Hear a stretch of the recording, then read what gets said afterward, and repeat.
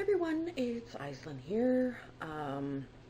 Slightly different film setting, which you might see a little bit more in my videos, at least to the new year, as my current filming spot has been taken over by various things.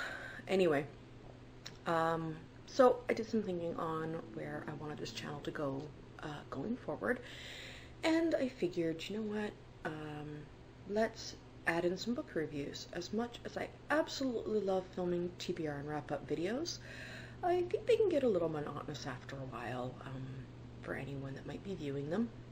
So I decided I would choose at least one book that I had read in the previous month and do a review on it, maybe a little mini review, or if I have more to say, a more in-depth review. And for this month, I chose RoseWater by Tade Thompson, which I didn't realize until the video went up. I actually forgot to include in my November wrap-up, so go me. But I did finish it in November. I actually finished it the very last day of November, very late in the evening, so that was a squeaker. Anyway, let's see, what can I say about this book? It was very disappointing for me, honestly. I went into it with higher expectations, and maybe that, and obviously that's going to be on me. Maybe that's why I didn't enjoy it as much. But it has an excellent premise. Let's talk about the book good first. It has an excellent premise. It's, I don't think this is going to spoil anything, but it's kind of it is a sci-fi semi-post-apocalyptic world, and I say semi because there is still things like, you know, technology, and mankind does not really know what's going on at this point, so it's not like post the apocalypse where they know what happened that ended the world. This is kind of in the middle where they're not really sure if, you know, the end of the world is coming, or if, you know, what's going on. The premise of it, from what I could understand of the book, was in 2014 these aliens arrived, these biodomes, and crap happened and the world segmented itself off. There's areas that went dark, and there's been no contact.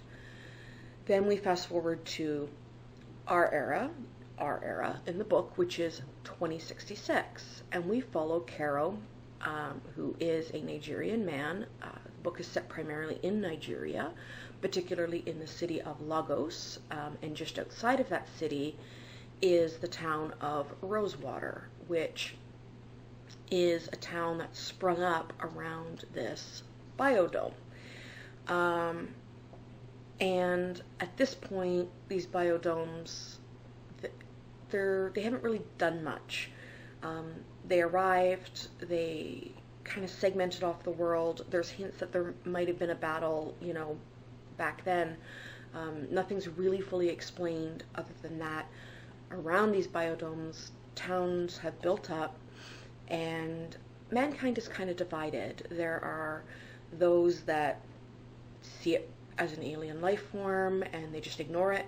It's not hurt them in any way. They're just tolerant of it being there. There's those that view it as some sort of god, and they come and they worship it. You know, they protect it. I can't remember in the book, but I think it's like every year, I believe, at least in the dome in Nigeria, it opens up, it heals people. Which that's all like within the first couple chapters of the book. So the first few chapters move very, very quickly. And that is about where the good of the book ends to me. I found the main character particularly unlikable. He's very chauvinistic and distracted, and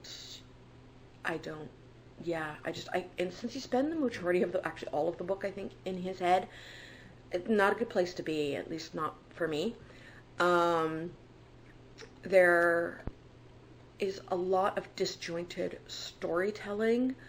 The chapters flip constantly between the present and what I think is a mystery, or supposed to be a mystery. Like I said, it's a very confusing book of what's going on, and then it jumps to the past, explaining more about Caro. And like, it really, and then all in there are like these random sex scenes where Caro is screwing some fairy chick. Never explains who she is. At least not that I picked up on. And it seems to happen in his head, because he'll be like in public and he'll see her and he'll go to like the meadow, and that's all they do. They just fuck one another. And it very disjointing and very, like, it rips you right out of the story. Usually it happens on a very interesting part too. So for me, the story's biggest downfall was definitely the writing style. It seemed like the author really was trying to send a story one direction, but then writing it in a way it sent it in another direction. And I don't know if that was an artistic choice, or I understand that Tate Thompson's a debut author, so maybe it's inexperience in storytelling. I did a little bit of research. His background seems to be in psychology, not in writing. So, I mean, obviously something made sense in his head, because that's the way he wrote it. Yeah, it was just a very, very difficult read and a very confusing read. I will definitely not be continuing on with the series. I did try the audiobook, and that is actually how I was able to finish the book, because physically reading it, I kept getting way too lost. But the audiobook, especially listening to the audiobook and reading it, helped a lot for me to actually finish the book. I still have no idea what went on at the end of the book. Even a couple days later now, I've been thinking about it. A warning about the audiobook, though, is as much as I enjoyed it, the actor in the audiobook is not a voice actor, so a lot of the characters sound the same, and it's very flatline and very monotone. I personally don't mind that, because, again, I read the book along with listening to the audiobook. But for people that just listen to audiobooks, that may be a no-kill, or a no-go, sorry. That may kill it for you. But yeah, so that's my little mini review / rant on RoseWater. Excellent premise, interesting setting. Definitely could have gone better with a linear storyline. And maybe a little bit of a more interesting character. But, well, I finished it. I gave it basically 2 stars because of the writing style. That's basically all I gave it for. And that's subjective. If you give it a try, I'm never going to tell anyone not to try it unless it's, extremely problematic. If you give it a try, maybe that's your thing. Just be aware that it's very disjointed. And if you like it, great, you'll love the story, and if you don't like that kind of writing, you are gonna wish you were gouging out your eyeballs most of the book. So yeah, there you go. That's my little mini review, my first one of this series, and now I'm off, and I will get back to you guys a little bit later. Bye!